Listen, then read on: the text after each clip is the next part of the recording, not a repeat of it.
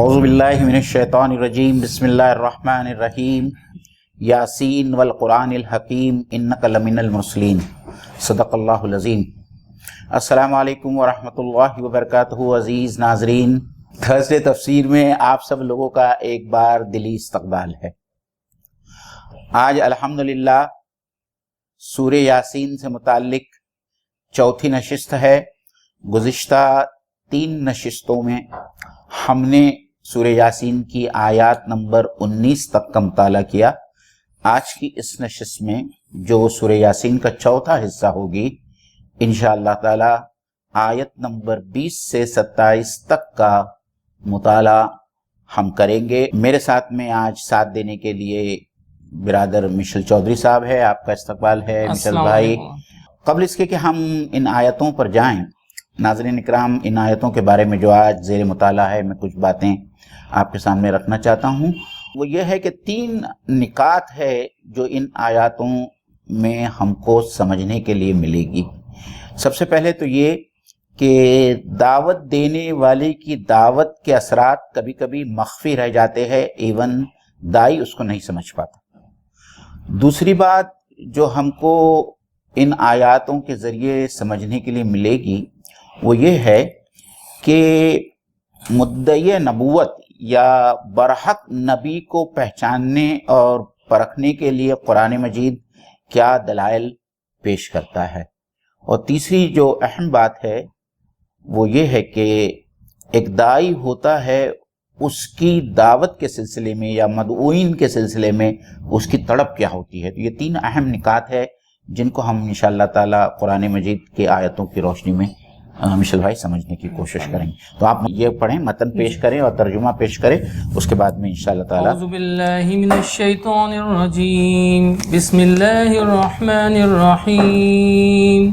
وجاء من اقصى المدینة رجل يسعى قال یا قوم اتبعوا المرسلین اتبعوا من لا يسألكم اجرا وهم مهتدون وما لي لا اعبد الذي فطرني وإليه ترجعون واتخذ من دونه آلهة إن يردني الرحمن بضر لا تغني عني شفاعتهم شيئا ولا ينقذون إني إذا لفي ضلال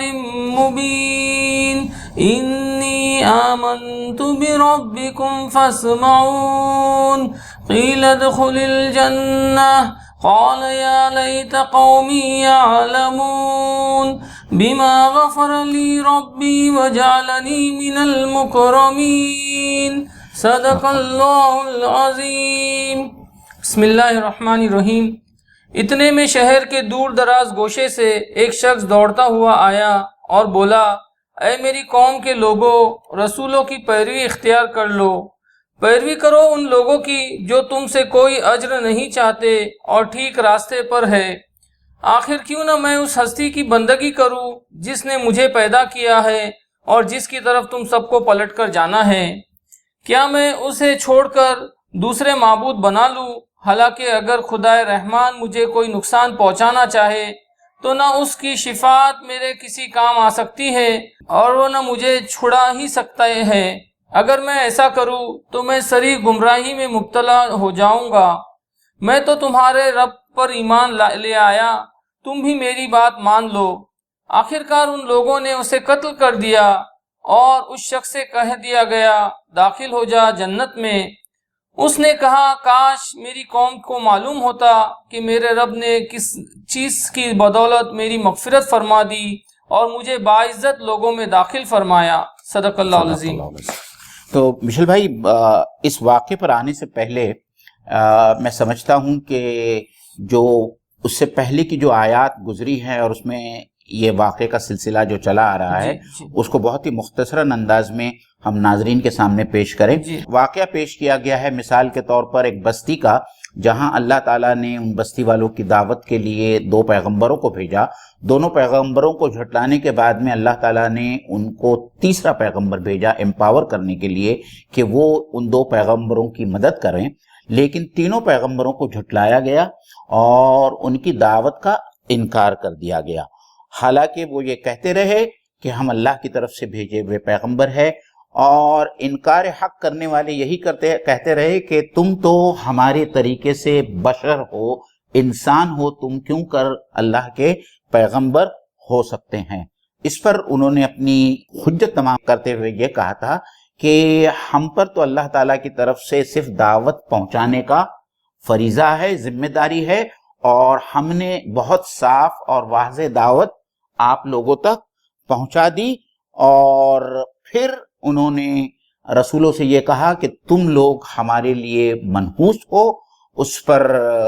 جو رسول تھے انہوں نے کہا کہ تمہاری نحوست تو تمہارے ساتھ میں ہے، اور حقیقت یہ ہے کہ تم بہت زیادہ حد سے بڑھ جانے والے لوگوں میں سے ہو۔ اس کے بعد میں جو ہے آج کی آیتوں کا سلسلہ شروع ہوتا ہے۔ تو ابھی وہی سیکوینس میں یہ آیتیں بھی جو ہے چل رہی ہے جی۔ اب یہاں پہ لیکن ایک نئے کیریکٹر کا انٹروڈکشن ہو رہا ہے۔ جی۔ تو ایک سوال پھر سے لوگوں کے ذہن میں آتا ہے کہ یہ شخص کون ہے جس کا تذکرہ یہاں پہ اللہ تعالیٰ نے کیا ہے؟ تو اگر آپ اس پہ تھوڑی سی روشنی ڈالیں گے تو یہاں دو باتیں سمجھنے کی جیسی ہے۔ وَجَاءَ مِنْ أَقْصَى الْمَدِينَةِ رَجُلٌ يَسْعَىٰ قَالَ يَا قَوْمِ اتَّبِعُوا الْمُرْسَلِينَ۔ یہاں اللہ تعالیٰ نے اقصى المدینہ کا لفظ استعمال کیا ہے۔ تو پہلے جو ہے اللہ تعالیٰ نے اقصى المدینہ کہتے ہیں کہ دور دراز کا علاقہ، شہر سے دور دراز کے علاقے سے ایک شخص بھاگا ہوا آیا۔ اس شخص کی کہیں بھی جو ہے آئیڈینٹیفیکیشن قرآن مجید میں نہیں ہوئی ہے، اور یہ ایک نامعلوم شخص ہے، لیکن وہ اللہ کا اتنا پسندیدہ بندہ ہے کہ اللہ تعالیٰ نے اس کی طرف سے پوری سورہ یاسین میں تقریباً 6 یا 7 آیتیں ہیں جو وہ پیش کرتا ہے۔ اس کے برخلاف جو ہے اللہ کے جو رسولوں کا ذکر ہوا ہے ان سے منسوب صرف 2 یا 3 ہی آیتیں سورہ یاسین میں سننے کے لیے ملتی۔ تو یہاں دو باتیں جو سمجھنے کی ہے، جس کی طرف میں نے پہلے بھی اشارہ کیا تھا، کہ پہلی بات تو یہ ہے کہ جب اس بستی کا ذکر ہوا تو اللہ تعالیٰ نے اس بستی کے لیے قریہ کا لفظ استعمال کیا، اور یہاں مدینے کا لفظ استعمال کر رہا ہے۔ تو اللہ تعالیٰ غالباً یہ اشارہ دینا چاہتا ہے کہ یہ دو شہر جو ہیں، یہ 2 بستیاں 2 الگ الگ بستیاں ہیں، اور اس میں ایک اشارہ یہ بھی ملتا ہے کہ یہ دور والی بستی ہے۔ مطلب رسولوں نے جب دعوت دینے کا کام کیا، اکثرہم لا یؤمنون، اللہ تعالیٰ نے کہا کہ ان میں سے بیشتر اور زیادہ تر لوگ ایمان نہیں لائیں گے، لیکن اس سے یہ بھی مطلب نکلتا ہے کہ ایک قلیل اقلیت ہوگی، اکا دکا آدمی ہوگا جو ایمان لائے گا، اور وہی آدمی جو ان کی دعوت کو سننے کے بعد میں ایمان لاتا ہے، بستی سے دور رہتا ہے، جب اس کو یہ معلوم ہوتا ہے کہ رسولوں کے ساتھ میں یہ معاملہ کیا جا رہا ہے، لوگ جو ہے، عوام جو ہے بہت ہی غصے میں ہیں اور رسولوں کی تکذیب کر رہے ہیں، تو وہ تڑپ جاتا ہے اور وہ وہاں سے اس طرف آتا ہے، بستی کے اس طرف آتا ہے جہاں یہ دونوں رسول یا تینوں رسول اپنی دعوت لوگوں کے سامنے پیش کر رہے ہیں، اور ان کی مدافعت میں یا ان کے حق میں جو ہے وہ دلیل پیش کرتا ہے۔ اس میں 1-2 باتیں معین بھائی اور ہیں۔ ایک بات اس سے پہلے بھی آ چکی، میں چاہتا ہوں کہ وہ اصولی بات کو دہرایا جائے جی، کہ قرآن میں اللہ تعالیٰ نے جہاں بستی کا ذکر کیا، 3 رسولوں کا ذکر کیا، پھر اس شخص کا بھی اللہ تعالیٰ یہاں پہ ذکر کر رہا ہے، تو کہیں بھی اللہ تعالیٰ نے ان کا انٹروڈکشن ہسٹوریکل بیک گراؤنڈ میں نہیں رکھا ہے کہ یہ کون سے ایگزیکٹ ایئر میں یہ لوگ آئے تھے، ان کی آئیڈینٹی کو اللہ تعالیٰ نے نہیں بتایا، یہ کون تھے ایگزیکٹلی، کون سی سٹی میں آئے تھے۔ یہ جو نارملی ہسٹوریکل جو ایونٹس ہوتے ہیں، اللہ تعالیٰ نے ان کی ڈیٹیلز نہیں پرووائڈ کی، اگرچہ اللہ تعالیٰ چاہتے تو وہ ڈیٹیلز بھی اللہ تعالیٰ قرآن میں دے سکتے تھے۔ اس سے بہت کلیئر ہے کہ اللہ تعالیٰ یہ چاہتے ہیں کہ جو میسج اللہ تعالیٰ یہاں پہ ان آیتوں کے ذریعے سے کنوے کر رہے ہیں، لوگ جو ہے اس میسج کے اوپر فوکس کرے اور غیر ضروری تفصیلات میں جانے کی ضرورت نہیں۔ یہ قرآن کا عمومی اصول ہے۔ جیسے اصحاب کہف کے بھی بارے میں اللہ تعالیٰ نے وہاں پہ ایسے کوئی ڈیٹیلز نہیں پرووائڈ کی، اگر اللہ چاہتے تو اللہ تعالیٰ وہ ڈیٹیلز بھی پرووائڈ کر سکتے تھے، لیکن نہ اللہ تعالیٰ نے پرووائڈ کی، نہ اللہ کے رسول صلی اللہ علیہ وسلم نے بھی اس میں کوئی ڈیٹیلز ہم کو پرووائڈ کی ہے. تو یہ سب سے ایک بہت اہم اصولی بات ہے جو ہم کو قرآن پڑھتے وقت دھیان دینا چاہیے کہ قرآن کا جو میسج ہے، جو قرآن اصل میں سٹوری جب ہم لوگ پڑھتے تو ہماری جو دلچسپی ہوتی ہے وہ سٹوری کے کیریکٹر کے ارد گرد گھومتی ہے، لیکن قرآن اس حیثیت سے ہم کو چاہتا ہے کہ ہم اس کو پڑھیں کہ اس کیریکٹر کا جو مین پرپس تھا یا جو اس نے جو رول پلے کیا ہم لوگ اس پہ فوکس کریں، نہ کہ اس کی آئیڈینٹی کے اوپر. تو ایک بات تو یہ ہے. دوسری مہم میں ایک بہت اہم بات جو مفسرین نے یہاں پہ کہیں پہ لکھی ہے وہ یہ کہ آپ دیکھیے یہ جو آیت سورہ یاسین کی جو نازل ہو رہی تھی اس کے ایڈریسی کون ہے نا، مخاطب کس سے کیا جا رہا ہے؟ ایک تو اللہ کے رسول صلی اللہ علیہ وسلم ہے، دوسرے اصحاب ہے جو ایمان لائے اللہ کے رسول صلی اللہ علیہ وسلم پر، تیسرے کفار مکہ، اور کفار کے اندر بھی ان کے جو بڑے بڑے لیڈرز تھے جو اللہ کے رسول صلی اللہ علیہ وسلم کی رسالت کو جھٹلا رہے تھے یا ڈینائی کر رہے تھے. دوسرا ہم کو یہ بہت کلیئر رکھنا چاہیے ہمارے مائنڈ میں کہ جب ہم قرآن پڑھیں گے تو قرآن از ایٹرنل، یہ تا قیامت تک سارے انسانوں کے لیے ہدایت ہے. مطلب ہم کو اس کو آج کے حالات میں دیکھنا ہے کہ آج کے حالات میں یہ ہم کو ہمارے لیے کیا گائیڈنس رکھ رہی ہے. تو پہلے تو آپ یہ دیکھیے کہ یہاں پہ بہت کلیئر ایک میسج یہ دیا جا رہا ہے کہ اللہ تعالیٰ نے ایک بستی کے اندر ایک نہیں 3 رسول بھیجے، یعنی اللہ کے رسول صلی اللہ علیہ وسلم کو سب سے پہلے ایڈریس کیا جا رہا ہے کہ محمد صلی اللہ علیہ وسلم تم دل شکستہ نہ ہو، تم اس بات سے مایوس نہ ہو کہ یہ جو تمہارے کو ڈینائی کر رہے ہیں تمہاری رسالت کو ڈینائی کر رہے، تم سے پہلے تو ہم نے ایک نہیں 3 رسول بھی بھیجے اور 3 رسولوں کو بھی انہوں نے ڈینائی کیا. تو یہ ایک بات. دوسری بات یہ کہ دعوت کے اوپر ایمان لانے والے اکثر ہم جو ہے نا کوانٹٹی کے چکر میں بھی پڑ جاتے ہیں کہ دیکھو کتنے لوگ ماننے والے یا کتنے لوگ اس کے اوپر ایمان لائے ہیں یا کتنے لوگ ہیں جو اس گروپ کو فالو کر رہے. آپ دیکھیے قرآن کے نزدیک یہ بات بہت زیادہ امپورٹنس نہیں رکھتی ہے، اسی لیے یہاں پہ یہ میسج کلیئر رکھا جا رہا ہے کہ 3 رسول تھے، 3 رسول نے دعوت پیش کی اور اتنی بستی کے اندر صرف ایک فرد واحد ہے جس نے اسلام قبول کیا یا ان کی دعوت کے اوپر جس نے لبیک کہا. تو اللہ کے نزدیک quantity is not that important. اصل چیز یہ کہ جو فریضہ ہم پر عائد کیا گیا ہے، جو اللہ کے رسول صلی اللہ علیہ وسلم سے بھی یہی کہا جا رہا ہے اور صحابہ سے بھی یہی کہا جا رہا ہے کہ تم دل شکستہ نہ ہو، تم irrespective of the results تم اپنی کوشش کرو، you put your efforts, results is on to اللہ. یہ اللہ کے اوپر ہے کہ اللہ تعالیٰ کس کو ہدایت دے یا نہ دے، یہ اللہ کے اوپر ہے. لیکن ہم کو جو یہاں پہ سبق ملتا ہے وہ یہ کہ ہم کو اپنی دعوت کو پیش کرنا ہے. تو یہ میرے خیال سے اس پہلو سے اس آیت کے بارے میں یا اس کے بارے میں بات آ جاتی ہے کہ اللہ تعالیٰ نے جو بات یہاں پہ شروع میں رکھی. ایک بات مزید مشل بھائی جو سمجھنے کی ہے، دیکھیے اللہ تعالیٰ کوئی دوسرا فعل بھی استعمال کر سکتا تھا یا ورب استعمال کر سکتا تھا.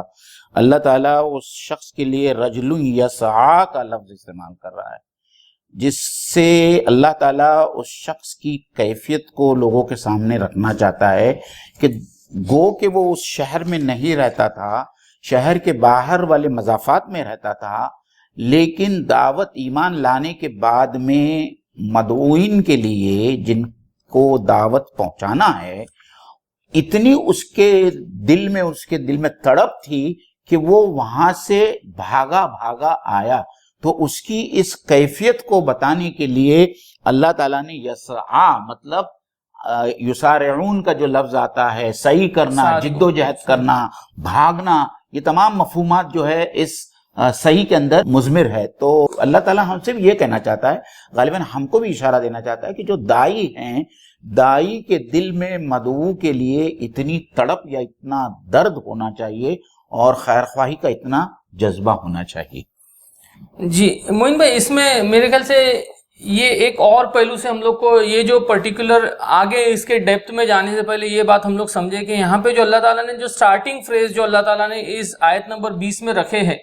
وہ یہ کہ اتنے میں شہر کے دور دراز گوشے سے ایک شخص دوڑتا ہوا آیا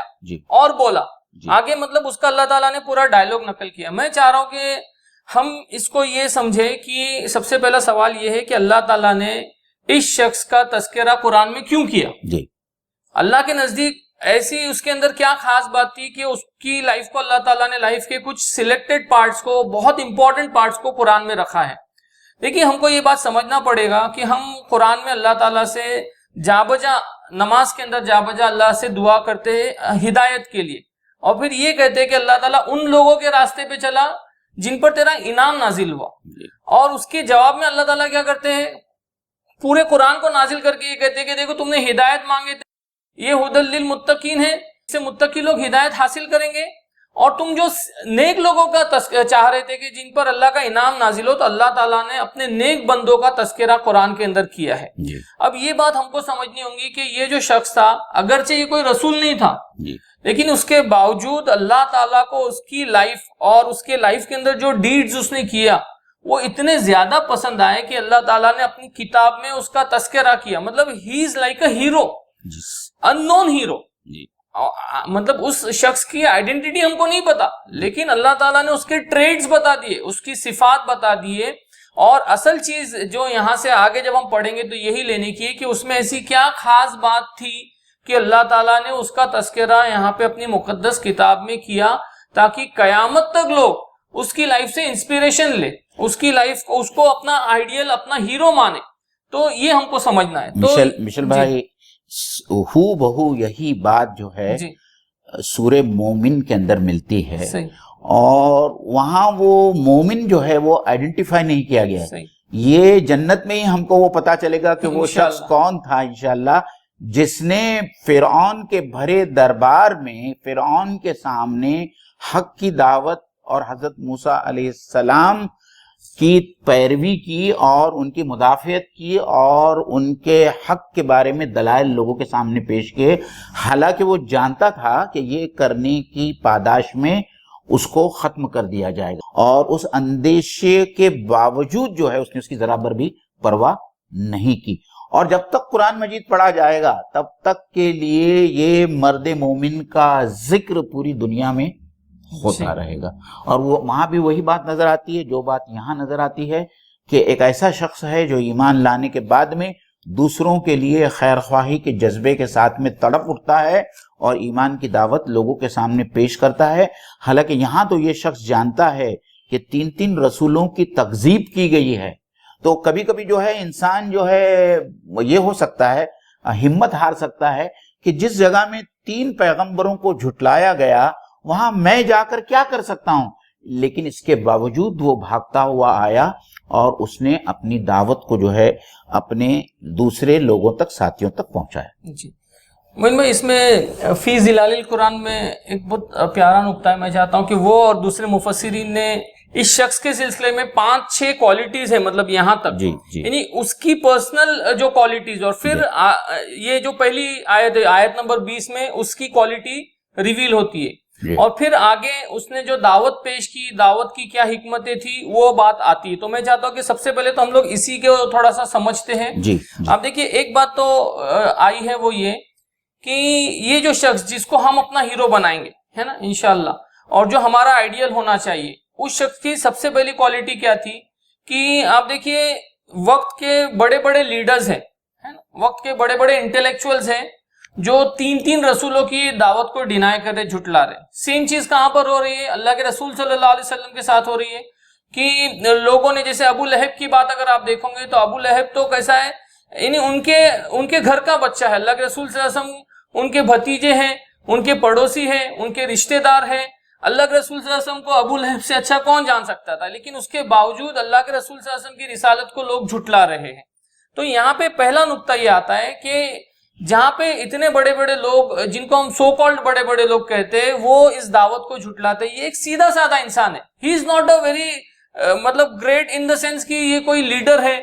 یا کمیونٹی لیڈر ہے یا یہ کوئی بہت انٹلیکچوئل پرسن ہے، یہ ایک سلیم الفطرت انسان ہے۔ یعنی حق کو پہچاننے کے لیے، حق کی دعوت پر لبیک کہنے کے لیے جو کوالٹی درکار ہے وہ صرف انسان کا سلیم الفطرت ہونا ضروری ہے۔ سب سے پہلی چیز یہ ہے۔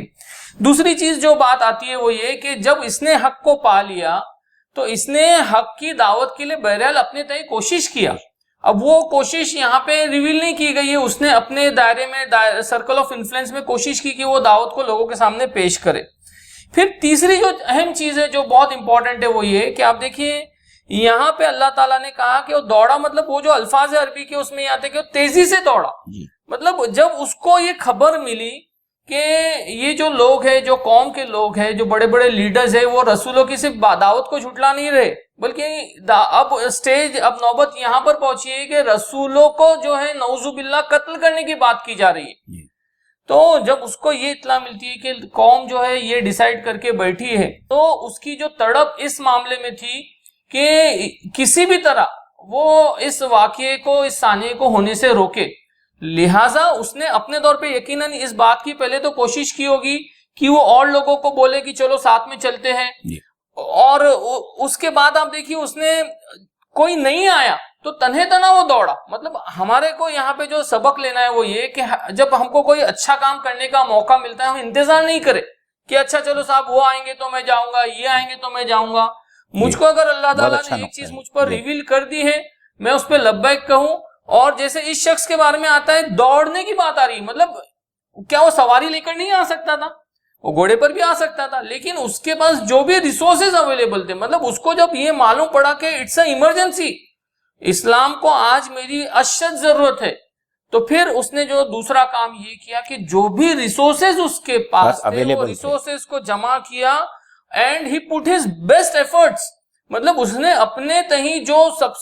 اس کے پاس جو ہو سکتا تھا بیسٹ ایفرٹس لگا کے وہ میدان عمل میں آیا۔ دیکھیے میں یہاں پہ ایک بات جو تدبر میں لکھی گئی ہے وہ بہت امپورٹنٹ ہے معین بھائی، وہ میں رکھنا چاہتا ہوں کہ انہوں نے یہ کہا کہ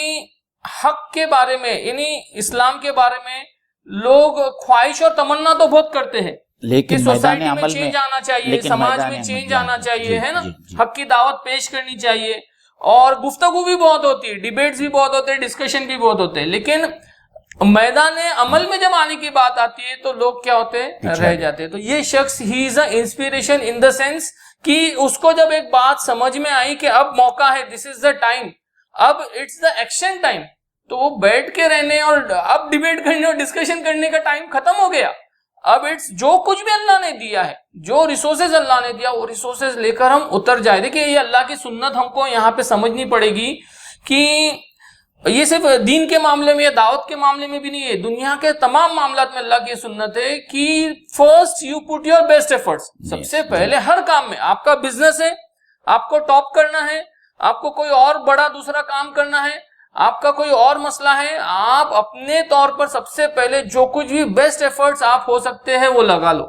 اس کے بعد اللہ کی سنت ہے کہ کن فیکن۔ لیکن ہم کو جو ہے اس شخص سے یہ انسپریشن ملتا ہے کہ جو بھی ہمارے پاس ہے، اور آپ دیکھیے اللہ کے رسول صلی اللہ علیہ وسلم کی لائف میں معین بھائی یہی ملتا ہے کہ غزوہ بدر ہو چاہے غزوہ خندق ہو، وقت کے رسول ہے اللہ کے رسول صلی اللہ علیہ وسلم، ہم کیا سمجھتے ہیں نا، دشمن ہے بڑے بڑے، آج حالات بہت خراب ہے، اور ہم بیٹھ کے کیا کریں گے، صرف دعا کریں گے اور مسائل حل ہو جائیں گے۔ اللہ کے رسول صلی اللہ علیہ وسلم نے بھی آپ دیکھیے میدان عمل میں اترے، میدان جنگ میں بھی اترے، اور وہاں پر بھی صرف دعا پر اتفاق نہیں کیا، بلکہ بیسٹ آف جو اسٹریٹجیز ہو سکتی تھی، اگر آپ غزوہ بدر کا اگر آپ مطالعہ کریں گے تو آپ دیکھیں گے کیسے اسٹریٹجائز کیا، غزوہ خندق میں آپ دیکھیے کیسے خندق بنائی اور کیسے ایک اسٹریٹجی کو فارم کیا، اس کے بعد لاسٹ میں اللہ پر توکل کیا۔ تو ایفرٹس اور پھر اللہ پر توکل، مطلب ہم کو یہ بات بہت کلیئر رکھنا چاہیے اس شخص کی لائف سے بھی، اور یہ بات قرآن کے دوسرے موقع پہ بھی ہم نے مطالعے میں بارہا اس پوائنٹ کو لانے کی کوشش کی ہے، یہاں پہ بھی یہ بات آتی ہے۔ اب اس کے بعد ایک بات جو معین بھائی نے بولے میں تھوڑا اس کو اور الگ طریقے سے رکھنا چاہتا ہوں، وہ یہ کہ آپ دیکھیے ٹائم کیا تھا، سچویشن کیا تھی، لوگ رسولوں کو ڈینائی کر رہے تھے، اور ڈینائل کون سی سٹیج پہ پہنچا تھا۔ دیکھیے ہوتا کیسا ہے، جب حق کی دعوت پیش کی جاتی ہے تو ضروری نہیں ہے کہ حق کی دعوت کے اگینسٹ پہ لوگ آپ کو دلائل دے کر ہی آپ کے ساتھ ڈسکشن کریں گے۔ ایک سٹیج آئے گا جہاں پہ دائی اپنے قول اور عمل سے جو ہے اپنی حجت کو پوری کر دے گا، یعنی اس کی بات کے لیے کوئی سامنے والے کے پاس جواب نہیں ہوگا، تو لوگ پھر کیا اسٹریٹجی اڈاپٹ کریں گے، اس کے بعد اس دائی کا مذاق اڑایا جائے گا، اس کو تکلیفیں دی جائے گی، اس کو ایذا پہنچایا جائے گا، اس کو ستایا جائے گا، اس کو مارا جائے گا، اور لاسٹ ایج جو ہوگا وہ یہ کہ دیکھو اگر تم چپ نہیں بیٹھے، اگر تم خاموش نہیں ہوئے تو ہم تمہارے کو بھی کیا کریں گے، ٹھکانے لگائیں گے۔ اور یہی وہ دھمکی تھی جو کس کو دی گئی، ان 3 رسولوں سے بھی یہ کہا گیا کہ ہم تم کو زبردست عذاب دیں گے۔ تو اب آپ اس سچویشن کو امیجن کیجئے کہ جہاں پہ اللہ کے 3 رسول ہیں، 3 رسولوں کو ڈینائی کیا جا رہا ہے، ان کی دعوت کو ڈینائی کیا جا رہا ہے، اور اس بیک گراؤنڈ میں آپ جیسے شروع میں بات آئی کہ یہ رکھیے کہ آڈینس کون ہے، اللہ کے رسول صلی اللہ علیہ وسلم، اصحاب اور آج ہم بھی جب اس دعوت کو لے کر اٹھیں گے تو ہمارے مائنڈ میں بھی یہ بات کلیئر ہونا چاہیے کہ یہ ایسی سچویشن ہے، ایسی ڈیفیکلٹ سچویشن ہے، وہاں پہ قوم کس سٹیج میں ہے، قوم بات سننا تو اب دور کی بات ہے نا، وہ لوگ تو اس سے نکل گئے، اب تو بات سننے کی بات ہی نہیں ہے، اب تو معلوم ہے کہ اگر بات کیا تو اپنی جان کو جوخم میں ڈالنا ہے. مطلب ایسی سچویشن کے اندر دعوت کو پیش کرنے کے لیے بہت ہمت لگتی ہے. آج کے حالات میں اگر ہم اس کو دیکھیں گے تو کیا ہے،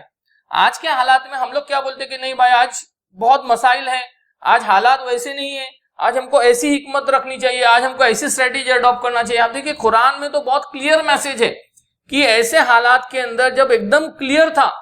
کہ بات کریں گے تو اپنی جان کو جوخم میں ڈالیں گے، لیکن اس شخص کی لائف سے یہ بات ملتی ہے کہ اس کے باوجود he dared to speak, he dared to present اسلام. تو یہ انسپیریشن ہے جو اس شخص کی لائف سے ہم کو ملتی ہے، اور مجھ کو لگتا ہے کہ واللہ عالم کی یہی بڑی وجہ رہی ہوگی کہ اس شخص کی لائف کو اللہ کو بھی اتنی پسند آئی کہ اللہ تعالیٰ نے ہمارے اسوے کے لیے اللہ کے رسول صلی اللہ علیہ وسلم کے اوپر نازل کی، اس وقت اصحاب کے لیے تھی، اور تا قیامت تک جتنے مومنین ہوں گے ان کے لیے اس شخص کی لائف میں ایک زبردست انسپیریشن ہے. He is a best role model whom we should follow. جی تو مجھ میں آگے اب اس نے کیا دعوت پیش کیا، مجھ کو لگتا ہے اگر ہم لوگ اس پر بھی آئیں گے تو بات اور زیادہ کھل کر آئیں گی کہ اس نے کیا بات کیا. تو میں ترجمہ پڑھتا ہوں، آپ اس کی تھوڑی سی وضاحت کیجئے. اب اس نے جو قوم سے ڈائلاگ کیا، قوم کے سامنے جو بات رکھی وہ کیا تھی؟ اے میری قوم کے لوگوں، رسولوں کی پیروی اختیار کر لو، پیروی کرو ان لوگوں کی جو تم سے کوئی اجر نہیں چاہتے اور ٹھیک راستے پر ہے. جو قرآن میں جو بات نظر آتی ہے وہ یہ کہ وہ شخص جو دوڑتا ہوا آتا ہے، جو ایمان لا چکا ہے، جس کا ایمان ابھی تک مخفی تھا، وہ آ کر پھر اپنے دراصل میں ایمان کو پیش کرتا ہے، وہ یہ نہیں کہتا کہ تم میری پیروی کرو، وہ نبیوں کی دعوت کو دوبارہ دہراتا ہے اور یہ کہتا ہے کہ تم یہ جو رسول بھیجے گئے ہیں اللہ کی طرف سے، ان رسولوں کی پیروی کرو،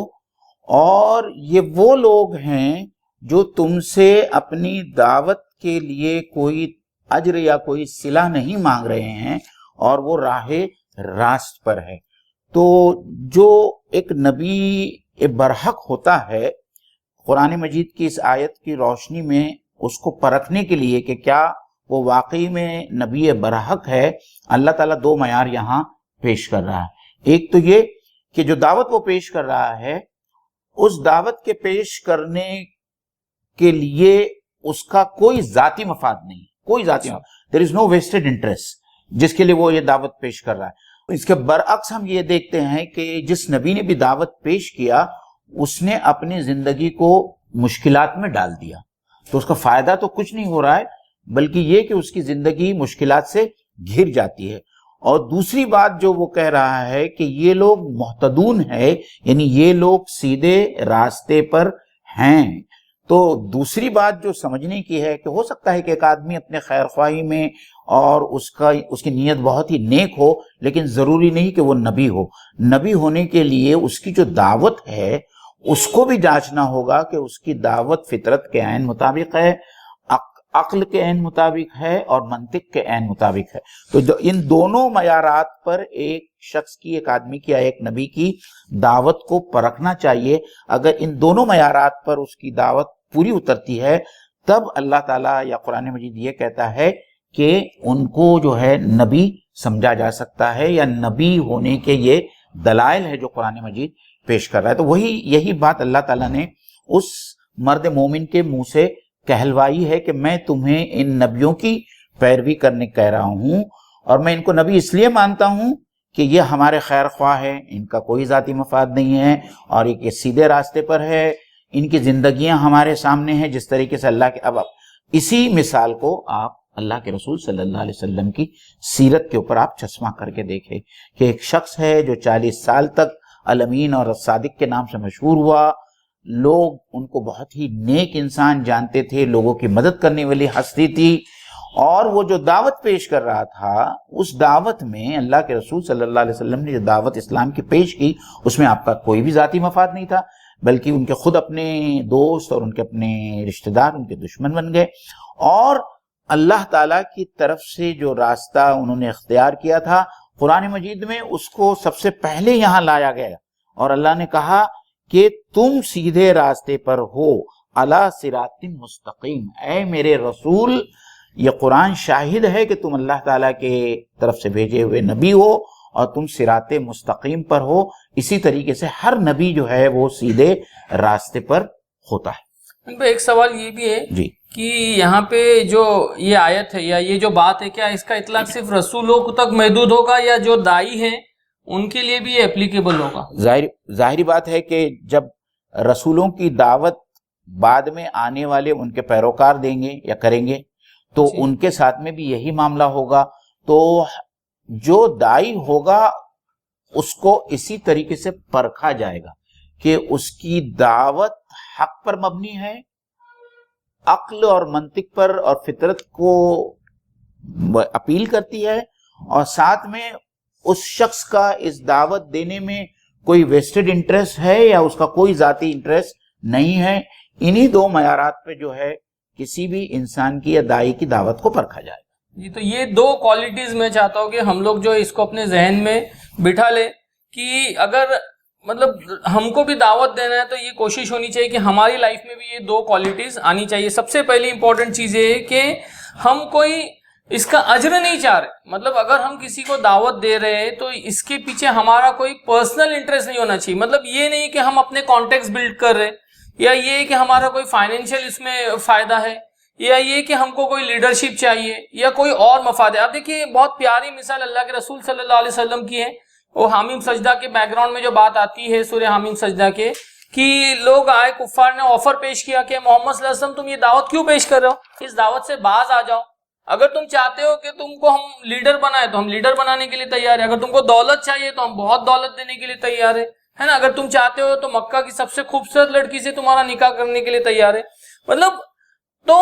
یہ جو بات رکھی گئی تو یہ بہت کلیئر ہوتا ہے کہ وہاں پہ اللہ کے رسول صلی اللہ علیہ وسلم نے بہت جواب دیا کہ ایک ہاتھ میں چاند اور ایک ہاتھ میں سورج بھی لاؤں گے تو اس دعوت سے پیچھے نہیں ہٹوں گا۔ مطلب دائی جو ہوتا ہے اس کا پرسنل کوئی اس بات میں انٹرسٹ نہیں ہونا چاہیے۔ ایک دوسری معین بھائی اس میں ایک پہلو یہ بھی ہے کہ جب ہم دعوت کو جب کمپریہنسولی رکھتے تو ایک تو اللہ کی طرف بلا رہے، دوسرے اللہ نے جو نظام دیا اس نظام کی بھی ہم لوگ دعوت پیش کرتے ہیں نا، جس کو اقامت دین کہا جاتا ہے، تحریکات جو اقامت دین کے لیے کام کرتی ہے، اور اس کے اوپر جو ایلیگیشن خود کمیونٹی کے اندر یہ لگتا ہے کہ یہ تم یہ کام کیوں کر رہے ہو، کیونکہ تم کو حکومت چاہیے، تم پالیٹکس میں آنا چاہتے ہو۔ آپ دیکھیے یہاں پہ یہ بات بالکل نہیں ہے، اصل تو یہ ہے کہ ہم چاہتے ہیں کہ ایک نظام رحمت ہے جو نافذ ہونا چاہیے۔ آج انسانیت دیکھیے ظلم کے اندر پس رہی ہے نا، کتنی ناانصافیاں ہیں سماج کے اندر، کس لیول پہ آپ ناانصافیوں کو گنائیں گے؟ وہ ساری ناانصافیاں، وہ سارا اونچ نیچ، وہ ساری جو پرابلمز ہیں انسانوں کی، وہ ختم کب ہو سکتی ہے؟ وہ ختم تبھی ہو سکتی ہے جب اسلام کا نظام رحمت نافذ ہو، اور اس کو نافذ کرنے کے لیے جو بہترین افراد ہو، جو صالح افراد ہو، وہ اس کو امپلیمنٹ کرے۔ یہ کہیں پہ بھی تحریکات نہیں کہتی کہ ہم کو اس کے لیے کوئی مطلب آپ اوپر لاؤ یا پاور میں لاؤ، تو یہ بہت کلیئر لیکن ہونا چاہیے۔ اور تیسرا ایک پہلو مجھ کو لگتا ہے جو بہت اس میں اہم ہے کہ ہمارا جو دائی کے سلسلے میں جو امپریشن، مطلب جو مدعو ہے جس کو ہم دعوت دے رہے ہیں، ہمارا جو امپریشن کریٹ ہونا چاہیے وہ یہ کہ ہم اس کے خیر خواہ ہیں، ہم اس کی اصل میں فکر کر رہے ہیں، وی کیئر فار ہم، ہم چاہتے ہیں کہ وہ جہنم کی آگ سے بچے، اسی لیے یہ دعوت دے رہے، ورنہ کیا ہے نا۔ تو یہ دو تین باتیں جو پہلے پوائنٹ کے سلسلے میں۔ دوسرا پوائنٹ ہے کہ وہ سیدھے راستے پر ہے، تو سیدھے راستے میں ظاہر سی بات ہے رسولوں کے سلسلے میں تو یہ امتیاز تھا کہ ان کے اوپر اللہ کی طرف سے وحی نازل ہوتی تھی، اب وہ قرآن کی شکل میں موجود ہے، ہم کو اس ہدایت نامے کو لوگوں کے سامنے پیش کرنا ہے کہ یہ ہدایت نامہ ہے جس کی ہم دعوت دے رہے ہیں، ہم اپنی ذات کی دعوت نہیں دے رہے، ہم اسلام کی دعوت دے رہے ہیں، اور ہم قرآن کی طرف آپ کو بلا رہے ہیں، تو ہم کو یہ بتانا ہے، بہت کلیئر ہے، رسولوں کے سلسلے میں بہت ایویڈنٹ تھا کہ ان کے پاس نالج تھا، ان کے پاس وحی تھی، اور پھر سب سے امپورٹنٹ یہ چیز تھی کہ ان کا جو کیریکٹر تھا وہ ایگزیکٹلی ایز پر دا دعوت تھی۔ آپ دیکھیے کوئی ڈویل پرسنالٹی کا شکار نہیں تھے جیسے آج اکثر ہم لوگ ہوتے ہیں، قول و عمل میں ان کے کوئی تضاد نہیں۔ ہاں، مطلب ہمارے ساتھ معاملہ یہ ہوتا ہے کہ فیس بک کے اندر ہم ایک الگ شخص ہوتے ہیں، فیس بک کے باہر ہماری ایک الگ پرسنالٹی ہے، انسٹاگرام پہ ہمارا ایک الگ اکاؤنٹ ہے اور ریئل لائف میں ہمارا ایک الگ اکاؤنٹ ہے۔ تو یہ جو ڈویل پرسنالٹی ہے، دائی رسول اور دائی جو اس ڈویل پرسنالٹی کا بالکل بھی शिकार नहीं होते हैं। इसीलिए उनको जो है ऐसे बुरे से बुरे माशरे के अंदर भी अल्लाह के रसूल सल्लल्लाहु अलैहि वसल्लम को जैसे अल अमीन और अल सादिक कहा जाता है। और एक इम्पॉर्टेंट पॉइंट ये कि आप देखिए कुरान के जरिए से जो बात आती है या सीरत के हवाले से जो बात आती है वो कि अल्लाह के रसूल सल्लल्लाहु अलैहि वसल्लम और असहाब पर बहुत सारे एलिगेशन किए गए, लेकिन कहीं पर भी कुफ्फार ने ये एलिगेशन नहीं किए कि मोहम्मद सल्लल्लाहु अलैहि वसल्लम तुम या तुम्हारे असहाब कुरान के अंदर मोमिनों की जो सिफात बताई जा रही है ये तो तुम्हारी लाइफ में नजर नहीं आ रही है। तो भाइयों और बहनों, ये बहुत इंपॉर्टेंट बात है हमको जांचने के लिए कि क्या हमारे साथ भी ये मामला हो सकता है। अगर हम ये दावत को लेके उठे, कोई हमको ये कहेगा कि देखो तुम्हारे कुरान में तो मोमिनों की ये क्वालिटीज और तुम्हारी लाइफ में तो ये नजर नहीं आती है, तो ये बहुत इंपॉर्टेंट है। वरना फिर वो अल्लामा इकबाल का जो शेर है कि इकबाल बड़ा उपदेशक है, मन बातों में मोह लेता है, गुफ्तार का गाजी बन तो गया, किरदार का गाजी बन ना सका। तो असल तो वही है कि किरदार का गाजी बनना है। इसमें सिर्फ मोइन में मैं चाहता हूँ कि एक जो फाइन पॉइंट है वो ये कि शैतान का जो ट्रैप है ना उससे भी बचना चाहिए। मतलब हमको एक बैलेंस, एक एतदाल रखना है, ना एकदम इस तरफ जाना है ना एकदम इस तरफ जाना है। मतलब लोग ये कहते कि नहीं फिर हमको क्या होगा, एकदम पूरे पाक साफ हो जाएंगे, जब हम एकदम बुराइयों से पाक होंगे तभी हम ये दावत का काम करेंगे। तो ये बात तो हम जानते हैं कि कयामत तक मुमकिन नहीं, कोई शख्स ये दावा कर ही नहीं सकता। हज़रत उमर रज़ियल्लाहु ताला अन्हु के बारे में आता है कि उन्होंने कहा कि अगर ये ऐलान हो कि सारे लोग जन्नती और एक जहन्नमी है तो उमर ये समझेगा कि वो उमर है। मतलब अपने बारे में ये ज़ौम रखना कि मैं कभी कहीं पे जाके परफेक्ट हो सकता हूँ। और सबसे परफेक्ट इंसान भाइयों कौन था? अल्लाह के रसूल सल्लल्लाहु अलैहि वसल्लम थे। उनको भी क्या लोगों ने बख्शा? उनके ऊपर भी तो एलिगेशंस लगाए गए, तो एलिगेशंस तो बहरहाल लगेंगे, लेकिन इसलिए हम इस काम से नहीं रखे। यकीनन हमको अपनी लाइफ के अंदर भी पाकी सफाई करना चाहिए, अपने अंदर से बुराइयों को हटाते रहना चाहिए, खुद भी अमल करें और दावत को भी पेश करें। ये एक पैरेलल प्रोसेस है, मुझको लगता है हमको ये ध्यान रखना है। ये दो बातों के बारे में जो बात मेरे जहन में जो थी, जो मुख्तलिफ तफासिर के जरिए से थी, कोई और बात हो, वरना मुइन पे हम लोग और आगे चलते हैं जी। इसके बाद जो उन्होंने बात रखी वो ये कि आखिर क्यों ना मैं उस हस्ती की बंदगी करूं जिसने मुझे पैदा किया है और जिसकी तरफ तुम सबको पलट कर जाना है। क्या मैं उसे छोड़कर दूसरे माबूद बना लूं? हालांकि अगर खुदाए रहमान मुझे कोई नुकसान पहुंचाना चाहे तो ना उसकी शिफात मेरे किसी काम आ सकती है और ना वो मुझे छुड़ा ही सकते हैं। अगर मैं ऐसा करूं तो मैं सरी गुमराही में मुब्तला हो जाऊंगा। मैं तो तुम्हारे रब पर ईमान ले आया, तुम भी मेरी बात मान लो। तो यहाँ जो मर्द मोमिन है वो एक बहुत ही अक्ली दलील उन लोगों के सामने पेश कर रहा है। जब उसने यह दावत पेश की, मुफस्सिरीन ये कहते हैं, तो फिर कौम ने उसकी लानत मलामत की, तो उसके लानत मलामत के जवाब में वो मर्द मोमिन ये जवाब दे रहा है, और जो अक्ली दलील तौहीद की जो पेश कर रहा है वो इतनी साफ और इतनी सरी है कि जिस हस्ती मैं इबादत क्यों न करूं उस हस्ती की जिसने मुझे पैदा किया है, जो मेरा रब है, जो मुझे पाल रहा है। और फिर जो है वो कुरान मजीद का उसलूब देखिए कि अल्लाह ताला ये कहता है, वो ये नहीं कहता है कि जिसकी तरफ मुझे पलट कर जाना है। अल्लाह ताला ये कहता है कि वो लोगों से ये कहता है कि वो हस्ती जिसकी तरफ तुमको पलट कर जाना है, यानी सिर्फ मैं पलट कर नहीं जाने वाला हूं मौत के बाद में, तुम भी ऐसा है कि आज तुमने हमको शहीद किया, ये रसूलों को भी तुम शहीद करने की बात, तो इसके बाद तुम कभी मरने नहीं वाले, ऐसा नहीं तुमको भी तो पलट कर। तो ये दावत का एक नुक्ता है, मुझको लगता है हमको आज के इसमें भी इसको अडॉप्ट करना चाहिए कि हमको ये बात रखनी चाहिए कि मौत तो बहरहाल बरहक है, तो फिर उसके बाद क्या। जी आगे रखिए। तो वो ये कहता है कि तुमको भी पलट कर उसी रब के सामने जाना है, उसी खुदा के सामने जाना है जिसके सामने हमको जवाबदा होना है। तो तुम उसे छोड़कर मुझे ऐसे खुदाओं की और बातिल खुदाओं की परस्तिश करने के लिए कहते हो कि अगर खुदाए रहमान अगर मुझे कोई तकलीफ में मुब्तला करना चाहे तो ये बातिल खुदा मुझे उस तकलीफ से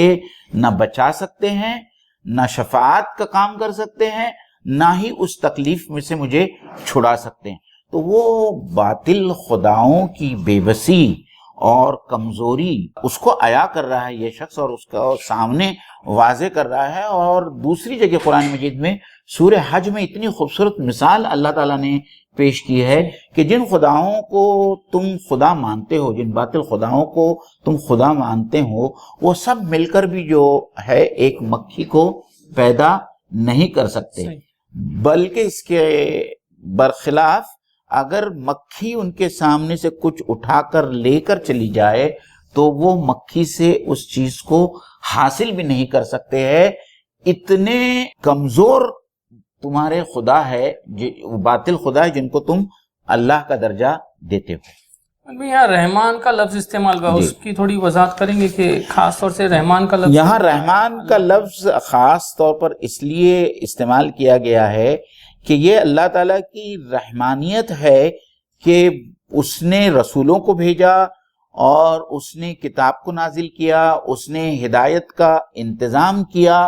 اور تم ایسے رحمان کو چھوڑ کر ایسے باطل خداؤں کی پرستش کر رہے ہو اور دوسروں سے بھی کہنے کر رہے ہو کہ جو اس رحمان کے سامنے ان کی کوئی ہستی نہیں ہے. ایک اور پہلو رحمان کے سلسلے میں یہ بھی آتا ہے کہ جو مدعو ہے، جو قوم ہے، ان کے سلسلے میں بھی آپ دیکھیے کہ یہ تو رحمان کی رحمت ہے نا، کہ ورنہ تو تمہاری کوئی حیثیت ہی نہیں تھی. تم جو وجود میں بھی آئے یا جتنی نعمتیں آج تم کو عطا ہوئی ہے، جس پر تم اتنا پھول رہے ہو، ہے نا، اور پھر پاور آنے کے بعد تو تم کو لگتا ہے کہ تمہارے جیسا کوئی نہیں، کوئی تم جو چاہو وہ کرو. آج بھی آپ دیکھیے جو لوگ پاور کے نشے میں یا اس طریقے سے کچھ نعمتیں پانے کے بعد میں ان کو لگتا ہے کہ ان جیسا کوئی نہیں ہے. تو یہاں پہ وہ رحمان والی بات بہت امپورٹنٹ ہے کہ رحمان نے یہ تم کو عطا کیا ہے، ورنہ تمہاری اپنی کوئی یہ نہیں ہے، تم جتنی منمانی کر رہے ہو. ہاں جی. اور پھر اس کے بعد میں وہ کہتا ہے کہ انی اذن لفی ضلال مبین، کہ اگر میں ایسا کروں جیسا تم لوگ کہہ رہے ہو، اگر ایسا میں کروں تو بے شک میں کھلی گمراہی میں ہوں گا. اگر میں تمہارے خداؤں کی پرستش کروں اور تمہارے خداؤں کو مان لوں تو اتنا سب واضح ہو جانے کے بعد میں بھی اگر میں ایسا کروں تو ظاہری بات ہے کہ میں بہت ہی بڑی گمراہی میں مبتلا ہو جاؤں گا. اس میں اب دعوت کی جو حکمت ہے اس کے حوالے سے 3 باتیں جو میرے ذہن میں تھی. نمبر 1 بات تو یہ ہے کہ آپ دیکھیے اس نے آ کے جو لوگوں کو ایڈریس کیا تو سب سے پہلا جملہ، اگرچہ وہ لوگ بگڑے ہوئے تھے، اگرچہ وہ لوگ کفار تھے، اور کفار بھی کیا، وہ تو رسولوں کو نعوذ باللہ کیا کرنے والے تھے، قتل کرنے والے تھے. لیکن اس کے باوجود وہ جب آتا ہے اور ان سے جو مخاطب ہوتا ہے تو پہلا جملہ کہتا ہے اے میری قوم کے لوگوں. یعنی یہاں پہ دعوت کی جو حکمت ہے، ہم کو لوگوں کا اگر دل جیتنا ہے، اگر ہم پہلے ہی لوگوں کو کاٹ دیں گے، لوگوں کو پہلے کفار کہیں گے، ہے نا،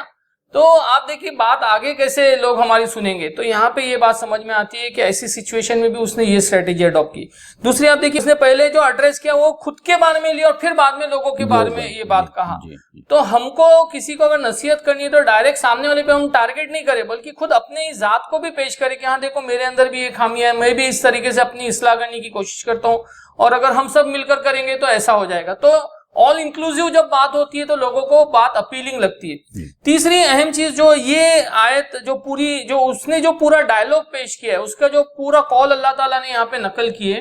اس میں 2 بہت امپورٹنٹ چیزیں موجود ہیں. جو سچویشن تھی جہاں پہ اس نے بات رکھی، سب سے پہلی بات کیا رکھی، اس نے رسولوں کا ڈیفینڈ کرنے کے لیے رسولوں کے حق میں بات رکھی، پھر اپنی دعوت کو پیش کی. دیکھیے یہ بہت اہم بات ہے کہ جو حالات، جو سچویشن ہوتی ہے جس میں ہم دعوت پیش کر رہے ہیں، ہم اس کو جو اس سے آنکھیں موند کر نہیں چل سکتے. یعنی لوگ کیا کہتے ہیں، نہیں صرف اسلام کی دعوت پیش کرو دیٹس انف، ایسا نہیں ہے. ورنہ قرآن میں آپ دیکھیے لوط علیہ السلام کی مثال پیش کی گئی. لوط علیہ السلام کی قوم ہم جانتے ہیں کہ کس برائی میں مبتلا تھی. لوط علیہ السلام نے اس وقت اس برائی کے اوپر آواز اٹھائی، دعوت تو دی یقیناً، لیکن اس برائی کے اوپر آواز اٹھائی. ہم جانتے ہیں کہ اور بھی نبیوں کی مثال آئی کہ شعیب علیہ السلام نے اس وقت کیا کیا، لوگ کون سی برائی کے اندر مبتلا تھے اس کے اوپر آواز اٹھائی. یا جو پرابلم ہے یا مدعو کسی کنفیوژن میں ہے تو ہم کو اس کو نظر انداز نہیں کرنا ہے، اگنور نہیں کرنا ہے.